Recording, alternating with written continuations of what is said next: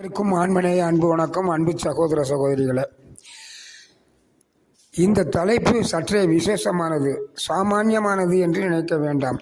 பெருமான் ஏன் விசேஷமானதை சாமானியம் என்றும் சாமானியமானதை விசேஷம் என்றும் வைத்துள்ளார்கள் என்பதை இனி பார்ப்போம். எது சாமானியம் ஏன், எது விசேஷம் ஏன் என்பதை நாம் பார்க்க வேண்டும். பெருமான் எது சிறந்ததோ அது விசேஷம் எனவும், எது தாழ்ந்ததோ அது சாமானியம் எனவும் பேசுகிறார். இதனை சில விளக்கங்களால் பார்ப்போம். ஆன்மா என்பது ஆன்ம காரகன், விசேஷமானது. அது காரணன். ஜீவன் என்பது காரியம், அது விசேஷம் என்பர். இங்கே உடலை இயக்குவதற்கு காரணமாக இருப்பது ஆன்மாதான். ஆனால் அதுவே வெளியே தெரியாமல் இருக்கிறது.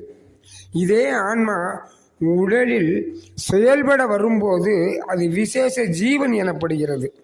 எனவே காரணம் எப்போதும் வெளியே தெரியாது, காரியம்தான் வெளியே உலகிற்கு தெரியும். நம் பெருமான் ஆன்மா ஜீவனுக்கு விளக்கம் தரும்போது, ஆன்மாவானது நம் உடலில் ஜீவிக்க வரும் பொழுது ஜீவன் என்று பெயர் என்கிறார். ஆக செயலற்ற அமைதி நிலையில் ஆன்மா இருக்கும், ஆனால் ஜீவன் செயல் நிலையில் இருக்கும். ஓர் உதாரணம் தருகிறேன், கேளுங்கள். மரத்தின் வேரானது மரத்திற்கு காரணமாக இருக்கிறது, ஆனால் காரணமான வேர் வெளியே தெரிவதில்லை.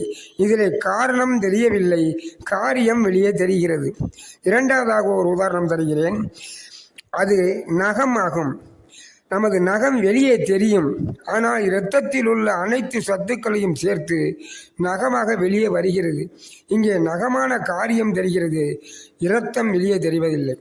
மேலும் ஒரு உதாரணம் தருகிறேன், கேளுங்கள். உழுவார் உலகத்தார்க்கு ஆணி என்பார்கள்.